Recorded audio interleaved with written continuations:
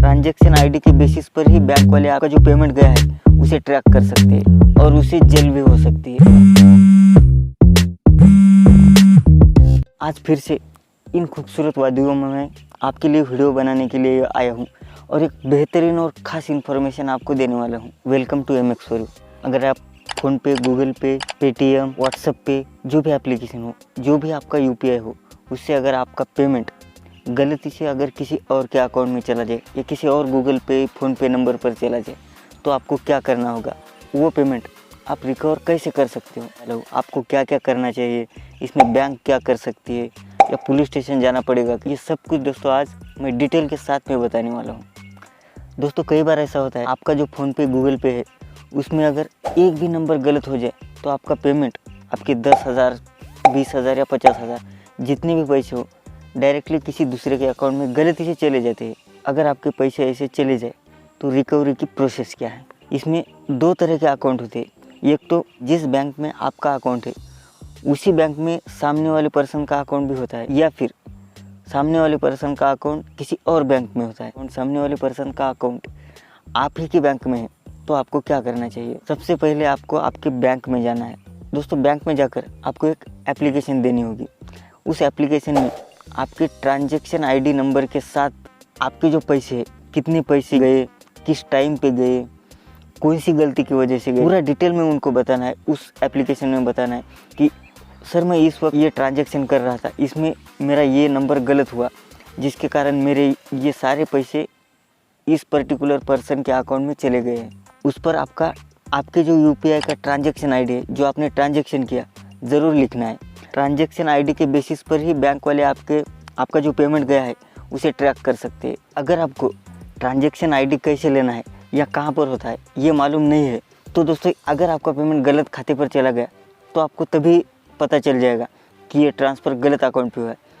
तो उसका स्क्रीनशॉट ले लीजिए, या फिर अगर आपने उस समय स्क्रीनशॉट नहीं लिया तो आप अभी भी आपके उस UPI ऐप में चले जाइए। उसके बाद उसमें आपकी जो ट्रांजैक्शन हिस्ट्री है उस हिस्ट्री में चले जाए। हिस्ट्री में जाने के बाद जो ट्रांजैक्शन वो गलत चला गया उस ट्रांजैक्शन पर क्लिक कीजिए। टाइम क्या था, पेमेंट किसको चला गया, सब कुछ डिटेल वहाँ पर अवेलेबल रहती है। या फिर ट्रांजैक्शन हिस्ट्री में जाने के बाद जिस पर्सन को आपके पैसे चले गए उस ट्रांजैक्शन पर क्लिक करके उसका स्क्रीनशॉट लीजिए और वो स्क्रीनशॉट जिसके पास आप एप्लीकेशन दे रहे हो उस पर्सन को दिखा दीजिए या उस कर्मचारी को दिखा दीजिए। आपने अगर बैंक को एप्लीकेशन दे दिया, उसके बाद बैंक उस सामने वाले पर्सन को कांटेक्ट करेगी कि अकाउंट नंबर से उसका फ़ोन नंबर, ईमेल एड्रेस निकाल के उसको कांटेक्ट करने की कोशिश करेगी, कन्विंस करने की कोशिश करेगी कि आपके खाते में गलती से इस पर्सन के पैसे ट्रांसफ़र हो चुके हैं, तो आप ये पैसे आपके नहीं बल्कि बैंक के हैं, तो जिस पर्सन के वो पैसे उन्हें वो पैसे वापस कर दीजिए। अब दोस्तों इसमें सामने वाला पर्सन दो बातें कह सकता है। एक तो वो कहेगा कि नहीं मेरे खाते में आया हुआ पैसा मेरा है, या फिर वो पैसे दे देता है।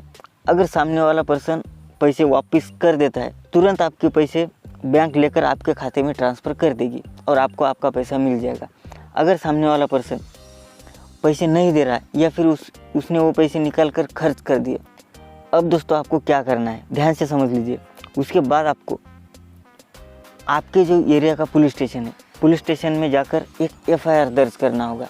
FIR में पुलिस स्टेशन पर आपको सब कुछ बताना है। इस UPI से इस तरीके से मेरे पैसे इस पर्सन को चले गए, मैंने बैंक में एप्लीकेशन दे दी लेकिन सामने वाला पर्सन पैसे वापस करने को तैयार नहीं है। जो भी उसका कहना है वो आप पुलिस स्टेशन में खुलकर कह देना। जो कुछ भी हुआ वो सब कुछ पुलिस स्टेशन में आपको बता देना है। ये पुलिस स्टेशन में बताने के बाद सबसे पहले तो पुलिस इंक्वायरी करेगी। पुलिस स्टेशन पर भी आपको ट्रांजैक्शन आईडी, आपका नंबर सब कुछ दे देना है और वहाँ से आपको एक रिसिप्ट मिलेगी कि आपने FIR कर दिया है, उसकी कॉपी लेकर आना।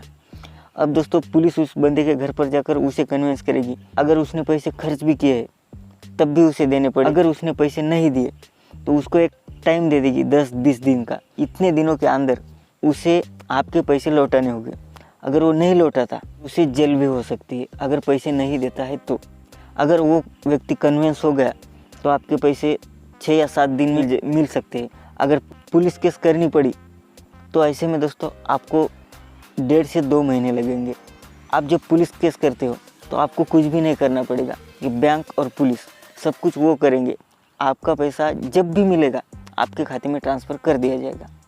अब बात करते हैं दोस्तों, अगर आपका पैसा किसी ऐसे पर्सन को चला गया जिसका अकाउंट आपके बैंक में नहीं है, किसी दूसरे अकाउंट में, जैसे कि अगर आपका account SBI bank of India में है और सामने वाले पर्सन का अकाउंट एक्सिस बैंक में है, ऐसे में क्या होता है, आपको कुछ नहीं दोस्तों, सेम प्रोसेस करनी है। आपके बैंक में जाकर जैसे आप पहले एप्लीकेशन करने को कहा था वही एप्लीकेशन करनी है, लेकिन उसके बाद जो बैंक करेगा उसमें थोड़े चेंजेस होते हैं, क्योंकि यहाँ पर दोस्तों आपका बैंक उस बैंक को कांटेक्ट करेगा।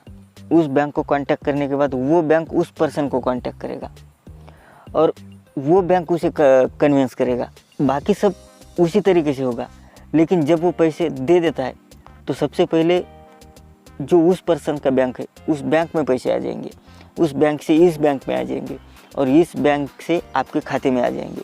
इस प्रोसेस में दोस्तों अगर वो तुरंत कन्विंस हो जाता है, तुरंत कन्विंस हो गया और आपके पैसे लौटा दिए, तब भी आपको कम से कम 10 या 12 दिन का टाइम लग सकता है। और वो कन्विंस नहीं होता, पुलिस केस करनी पड़ती है। इस तरीके में आपको कम से कम 2 से 2.5 महीने लग सकते हैं। ये टाइम मैं बता रहा हूँ ये मैक्सिमम है, इससे जल्द ही आपको पैसे मिल सकते हैं, ये ध्यान में रख दीजिए, ठीक है। तो दोस्तों इस वीडियो से आपको एक बात समझ में आ गई, आपको कुछ भी करने की ज़रूरत नहीं। सबसे पहली बात आप बैंक में जाकर कंप्लेंट कीजिए। उसके बाद अगर वो पर्सन नहीं मानता तो पुलिस स्टेशन में जाकर कंप्लेंट कीजिए। आपका पैसा कहीं भी नहीं जाएगा, आपका पैसा आपको मिल जाएगा। सिर्फ आपको ये 2 काम करके छोड़ देना है, सब कुछ आपका बैंक करेगा और पुलिस स्टेशन में पुलिस वाले। तो दोस्तों ये वीडियो कैसा लगा कमेंट में ज़रूर बताइए। चैनल को सब्सक्राइब करना ना भूलें। देखते रहिए MX4U।